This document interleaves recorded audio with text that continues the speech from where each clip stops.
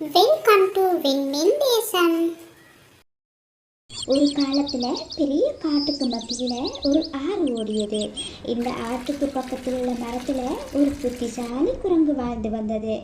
ஆற்றுக்கு அந்த பக்கம் நல்ல சுவையான பழங்கள் நிறைஞ்ச மரங்கள் இருந்தன.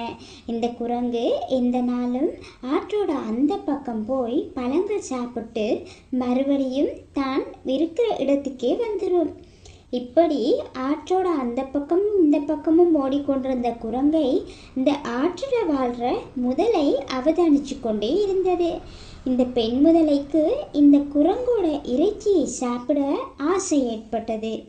பெண் முதலை அதற்காக ஒரு திட்டத்தையும் தீட்டியது. இந்த பெண் முதலை எப்போது நோய்வாய்ப்பட்ட மாதிரி சரியாக பேசாமல் எதையோ யோசிச்சு கொண்டிருக்க மாதிரியும் நடித்தது. இதை பார்த்து கொண்டிருந்த ஆண் முதலை பெண் முதலையை பார்த்து விசாரிக்க ஆரம்பிச்சது. ஏன் நீ இப்போ சாப்பிட்றதும் இல்லை, சரியா எதையோ யோசிச்சு கொண்டே இருக்க? அதற்கு பெண் முதலை ஒன்றும் பேசாம அமைதியாகவே இருந்தது. இதை பார்த்த ஆண் முதலை மறுபடியும் கேட்டது, ஏன் அமைதியா இருக்க? என்ன பிரச்சனை சொல்லு. அதற்கு பெண் முதலை, எனக்கு சுகமில்லை, எனக்கு ஒரு உணவு சாப்பிட்ற ஆசையாக இருக்குது, அது கிடைக்கலனா நான் செத்துருவேன் அப்படின்னு சொல்லி பதில் சொன்னது. ஆண் முதலை, நீ சாப்பிட விரும்புகிற உணவை சொல்லு, நான் எப்படியாவது கொண்டு வந்து தாரேன் என்றது. அதற்கு பெண் முதலை, இந்த ஆற்றை கடந்து போகிற குரங்கோட இறைச்சியை சாப்பிட ரொம்ப ஆசையாக இருக்குது அப்படின்னு சொல்லி பதில் சொன்னது. பிறகு ஆண் முதலை இந்த குரங்கு ஆற்றை கடந்து போகிற விதத்தை கொஞ்ச நாள் கண்காணித்து கொண்டே இருந்தது. ஒரு நாள் அந்த குரங்கு பாய்ந்து போகிற அந்த வழியாக அந்த கற்களுக்கு மத்தியில் இதுவும் ஒரு கல் போல தண்ணீருக்குள்ளே மூழ்கி முதுகுப்புறம் மட்டும் தெரியறதுக்கு அமைதியாக இருந்தது.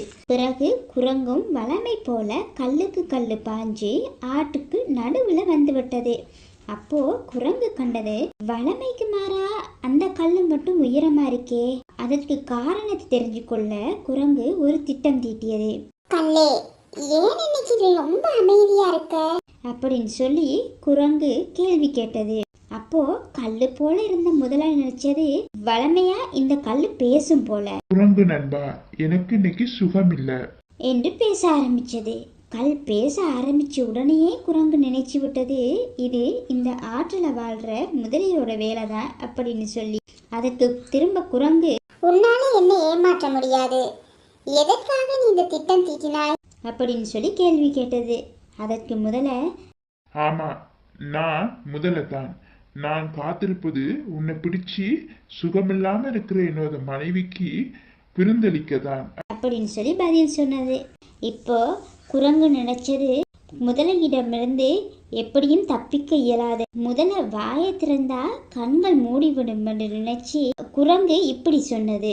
சரி சரி, நீ கஷ்டப்பட வேண்டாம், நீ வாயை திறந்து கொண்டு இரு, நான் உன்னோட வாய்க்குள்ள பாயிறேன், அது உனக்கு ரொம்ப இலகுவா இருக்கும், உன் மனைவி நிலையை நினைச்சாலும் பாவமா இருக்கு அப்படின்னு சொல்லி சொன்னது. குரங்கு சொன்னதை கேட்டு சந்தோஷப்பட்ட முதலை அதற்கு சம்மதிச்சது. அப்போ முதலை வாயை திறந்து கொண்டிருந்தது. வாயை திறக்கும் போது கண்களும் மூடிவிட்டது. அந்த சமயம் பார்த்து முதலையோட முதுகுல பாய்ஞ்சி அடுத்த கல்லுக்கு பாய்ந்து ஆற்றோட கரைக்கே வந்து விட்டது அந்த புத்திசாலி குரங்கு.